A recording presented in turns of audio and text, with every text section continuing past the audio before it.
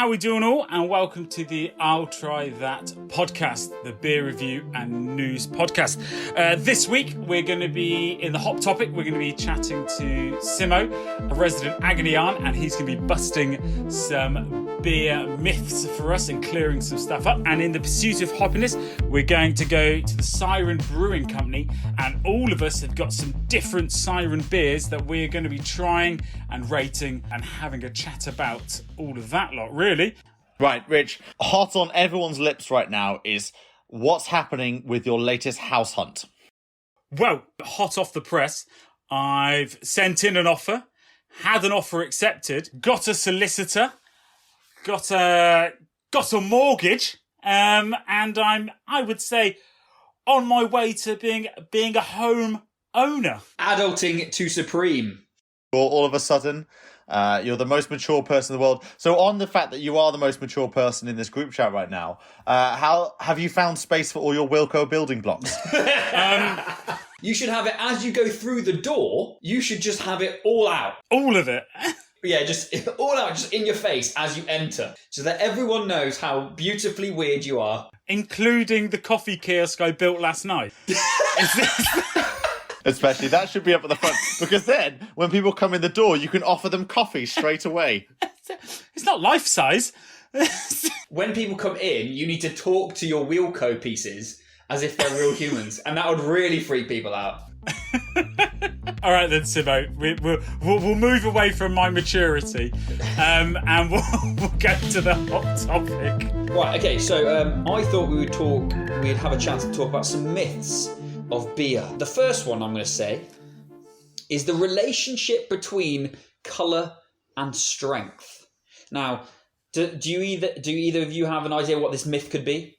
So I feel like the myth around this is that the darker the colour, the stronger the beer is going to be.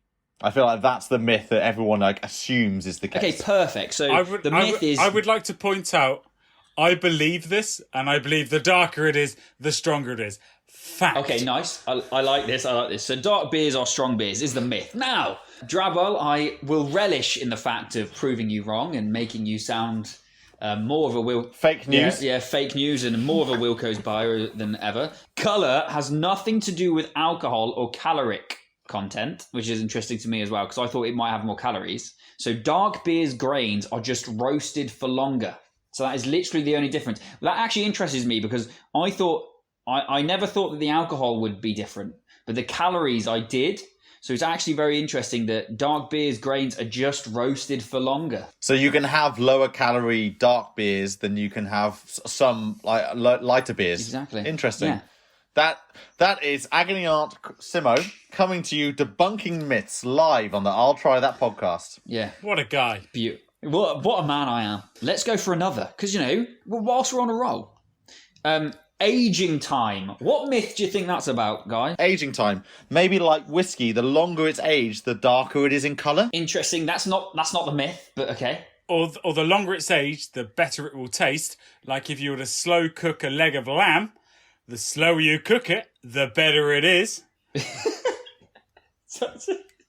Okay, so the actual myth, they are fantastic ideas, guys, and if I was in a lesson, I'd give you a sticker and a star. But it's actually, you should age craft beers. So it's the idea that if you're doing a craft beer, you should actually age them. The fact behind this is actually that aging some high alcoholic beers can help. However, hoppy beers, like IPAs, should be consumed as fresh as possible. So if you're doing IPAs, you need them as fresh as possible to keep, obviously, that hoppiness. So I think a lot of people think that craft beers are kind of brewed for a long time. And I think that's great. I think maybe people are trying to create there maybe that distinction of what they think of craft as being like maybe like the whiskey industry, where things take a long time and, you put it into a barrel and then it takes and you get a 40-year-old whiskey, and apparently that's now £3,000 in comparison to the 12-year-old, which is like £30, and I think that's maybe where people are coming from. So actually, to debunk that's fascinating that actually craft beer is meant to be fresh. It's all about the freshness of the beer.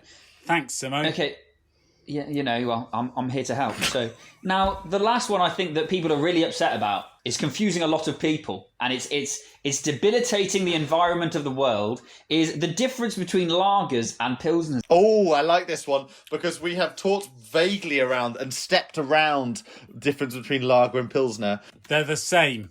Go on, Travis. Yes, Drabrow, you just get some merits from me. Well, you know what? Done. I was literally last night lying awake in bed, not able to sleep because of this problem.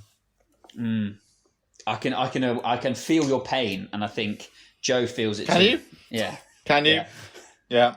So the fact is, pilsners are just one of many lager types. So pilsners are supposed to be gold and refreshing, whilst lagers can actually be dark, malty, and fairly strong. Can I tell you a phrase that I learned when I first started working with beer, and I was like, I don't understand what the difference between pilsner and lager and what the distinction is. And this phrase of a pilsner is a lager, but not all lager are pilsners. Nice. Do you reckon I should get that tattooed across my chest? Definitely not. And it would be a... But I do think that might be a very good shout for our first I'll Try That branded t-shirt for the podcast is a pilsner is a lager, but not all lagers are pilsners. We might have to make those because I think I would happily wear a t-shirt that says that. Of course, it's what we're all about. It's informative about beer. I love it. Bizarre. Yeah. Right. Yeah. That's all. That's all for this Agony Uncles session that we've got. So. No, come on, Simmo. It was definitely an agony aunt session. Yeah. The floor will hear Rich speak. I'd just like to point out, both of these Siren beers I'm drinking are 6%, and I'm drinking them at the same time. Right, so this week's Pursuit of Hoppiness, we're going to be talking about Siren Craft Brew. And Siren Craft Brew was born in 2013. They tell the story that it's basically born out of a very simple idea, to introduce exciting, full-flavoured and forward-thinking beers to as many people as possible. So, I think we're hearing about, a company that, is born around in the mid to late early 2010s. It's not that old, but already in that period of time, they have brewed over 100 different releases of beers. So this is a prolific beer manufacturer already from a microbrewery. And, the fact that you can get them in quite a lot of different supermarkets, different places here in the UK, they are definitely trying to grow into different countries as well. That just shows you that they are, kind of interested in kind of creating new and different products. But Simmo, for me, the fact that they're called Siren, where does Siren come from? Right, so those that don't know, sirens are from Greek mythology. And they entice mariners with their magical song. So it's this whole kind of their voices would and their link to this is their voices would entwine into a complex layered melody. And Simmo, then they link this. Yes. Could you give us a kind of an idea of what those Siren songs might sound like? Yes. Do you know what? You've asked for it. You're gonna get it. You're gonna get it, and it's gonna be beautiful. I think also with this one, I know it's a Greek mythology siren, but I also want this in like kind of a modern take, knowing this is a modern brewery. So maybe you could sing a Greek mythology siren song, but using a modern song. Maybe something from Taylor Swift. You're more of a Taylor Swift pro than I am. I'm a big Tay-Tay fan. Line by line, we will make the magic happen. All right, Drabble, off you go. Okay. So is it? Oh wow, there's a mermaid. It's singing a song. I'll probably go over there. Okay, I'm going to interject in this. That was great. Thank you very much, but we definitely should move on. Right. So we're talking about Siren Craft Brew, obviously, from that lovely escapade just there. So I think right to start off with, it's a relatively newish company. Talking a bit about the design of Siren, the logo is this, it looks like some sort of hook, obviously a link back to the sea, link back to the kind of the maritime aspect of what their name is, with Siren Craft Brew written underneath. But apart from that, each one of their beer cans takes on a very different life, different personality to it. They all look very different, don't they? Like the one I have right now is their Surface Waves California Pale Ale. It's got a bit of pink in there. It's got these waves, as you can imagine, calling a Californian Pale. And it's called Surface Waves. But it's very much like about the sea, but it's very kind of like light. It's kind of quite airy.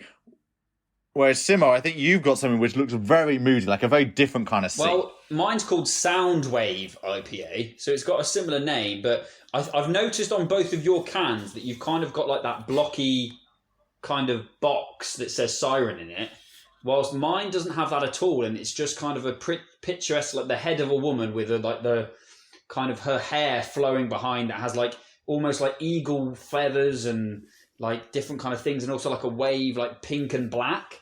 So like it's completely abstract. It's intriguing as all hell.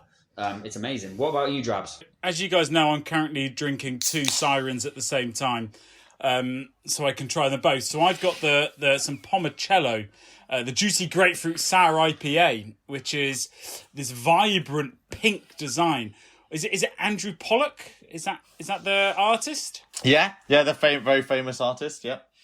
That's the kind of vibe I've got. And then I've got this very moody, it's called the 1 through 3 IPA.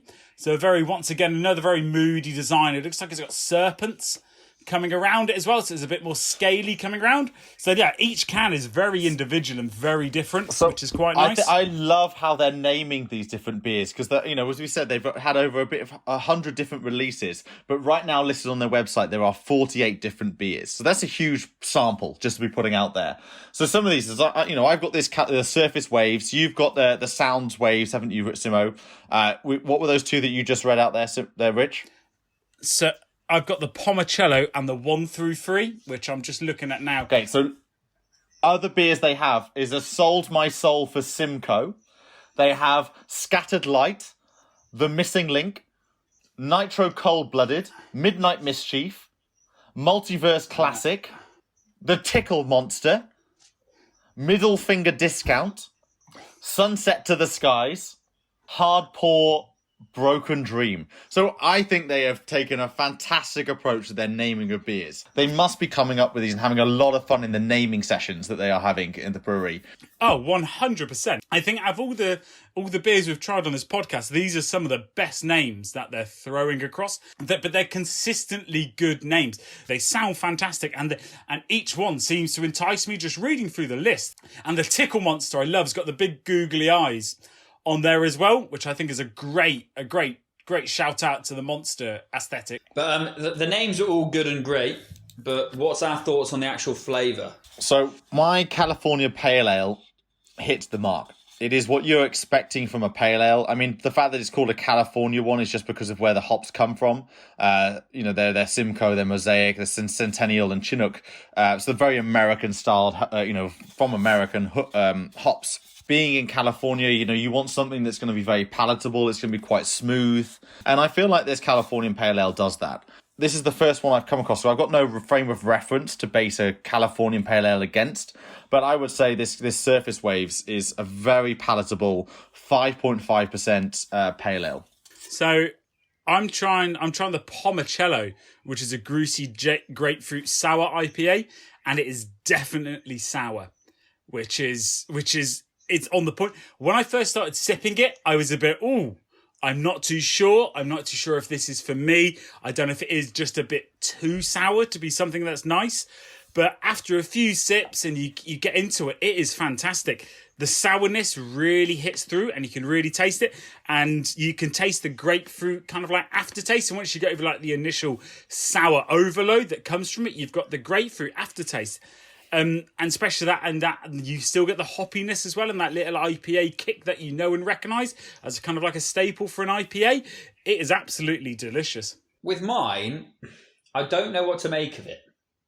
So the Siren Soundwave IPA, I really like it, but then it's like it feels really heavy, and there's a flavour to it that it's like, do you know when you're drinking something like, what is that flavour? It's a type of fruit that is really sharp and really unique. It's almost like, I want to say pomegranate, but I don't think it is. And it's just something that it almost kind of intrigues me, because every time I drink it, I'm like, oh, what is that? And I feel that I would struggle to have a lot of these. So it's 5.6. It's supposed to be a tropical hop heaven with a subtle bitterness, and it is drying my mouth out a little bit, but it's so unique. Like, I don't think I've had something like this before, and it is really unique, and I think people have to give it a go. But I can't like pin down where that fruity flavour is coming from, which I find really intriguing. So I think like kind of the overall with Siren that we've been experiencing and seeing is that obviously they have a wide variety of different products and beers. I mean, even just between the three of us, I think we're trying like 4 different beers actually, just between the three of us. So, you're never going to be lost for choice when it comes to Siren. Whether or not you can find them very readily available, I mean, we just a cross section of just the three of us trying to find them in supermarkets. I got one beer, Rich got 2 different types of beers in his supermarkets, and Simmo got your own beer. So you got your own one. So I just don't think they're going to have that consistency across, like, you can always get the same staple beer from Siren in the majority of places. But that's kind of a nice, intriguing point, that you can always find slightly different beers. You might find a new release. If you get to your local pub and they're always stocking Siren, it might be a different version if you come in the next month. Joe, one thing I just want to talk about. Do you talked about how the S was like a hook? Like, on that actual story, they say the famous Siren S even has a subtle barb at the end. Now you're hooked. So it literally fits in perfectly with what you were talking about. I love it. Well, that's a marketer's dream, having something that links back so you can have a nice, catchy, like, sign-off. Oh, you're hooked. It's got a hook on it. Right. So I was just going to say that I'm drinking the 1 through 3 that I only just noticed just before we started recording. This one is collabed with Salt, which we did recently on another one of our podcasts. And it was I just read the description that they're combining both of their best IPAs together, which is quite nice. So it's 2 new up and coming breweries that are kind of getting themselves out there and kind of making a name for themselves. And they've created something quite nice between the both of them. Now, Rich, you did have, and you could not strongly have reviewed in a more positive light, the Salt Naper that you had. Oh, the New Tram England Naper, Pale Ale yeah. version. Yeah. How does this compare? Is this their IPA that they've taken, or have they done the DDH IPA that Simmo was trying and really liked as well from Salt? No, so this is the IPA that they've supposedly combined both of the... So if I read the description, a collaboration between Siren Craft Brew and Salt Beer Factory and North Brewing. This beer takes the best of each of our flagship IPAs to create something unique, yet with elements of each recipe taking... turns out fourth and expect punchy aromas, mango, passion fruit and peach with citrus and pine notes leading to a tropical finish, which I will give them. They've done something quite well, which is really nice. I think it's worth mentioning, because we haven't talked about it. They're actually from Berkshire, and I find it intriguing with their whole design, which is very maritime, that they are a landlocked area. Yeah, no, that isn't. It's not like an Adnams ghost ship, it's on the coast itself, or it's like coming from from Cornwall, and it's very much like Doombar. It's from a sea-related kind of pastime. That is interesting, actually. The fact that they're from a landlocked area of Berkshire, and that they're calling themselves a maritime linked. But then actually that's really interesting, because it's not about a location, it's more about a way of being and what they want to kind of say about their beers itself. So they're giving themselves that kind of backstory. Was about the efficacy of the product rather than about the location. It's like promoting itself. the mythos rather than the actual, like, where they are. Yeah, it's good. Yeah. I mean, there's... So I think going back, we know that they're doing a lot of different kind of beers. They've got collabs with other up-and-coming breweries. But there's one that I've just seen on their Twitter, on their Instagram, which is really fascinating. That they're calling it a lockdown special, which is a double-barreled beer. So it's been barreled as well. So kind of taking that kind of, we have seen, whiskey infused or kind of whiskey barreled beers in the past. That's not a very new concept, but the fact that there's a very newish company that's been around only about 8 years that's trying to do something new with their beers. And even if these are limited batch, they're, a small batch, whatever they might call it, limited release, I like that. They're trying to do different things, or at least they're experimenting. I love that idea that a craft beer, a brewer, that even if they are kind of getting into a bit more mainstream, especially here in the UK, you kind of find them in the big supermarkets, that there's still a big arm of them that's doing a bit of R&D. They're trying around with different formulas. They're like almost like back into the alchemist, the kitchen, as it were. Let's just try and make something that's a bit interesting. And I do get that sense with Siren, that they are trying something different. And even though they have the beers that people like... Right, give us the numbers, Joey. Right, so on Instagram, they have 53,000 followers. And on Twitter, they have 31,000 followers. That's pretty impressive. So all in all, I would say, I'm intrigued by Siren. This is a newish company to me. This is the first Siren beer I've had, but I've heard about the name for a while, but I had no idea about the backstory. They're from a landlocked part of the country, but then and I had no idea they had just such a variety of different beers. So if I see a beer, from Siren, majority of the case it will be something that I haven't had before, I will definitely make a beeline, because I think across the board we're saying that these are interesting and tasty beers. Yeah, definitely. I would say give them a go. And just experiment if you find one you like, but try some of the others, because there are some fantastic flavours coming through and definitely some interesting designs. I think it's actually a company where I'd say that's like, rather than having a session on just one of their beers, you'd probably want to buy a whole selection and just kind of investigate. Definitely. I think it's like there's a lot of companies where I've gone, do you know what? Stick to their main staple or stick to this one, and you have 3 or 4 and you enjoy yourself. This one, buy 8, and try loads of different ones.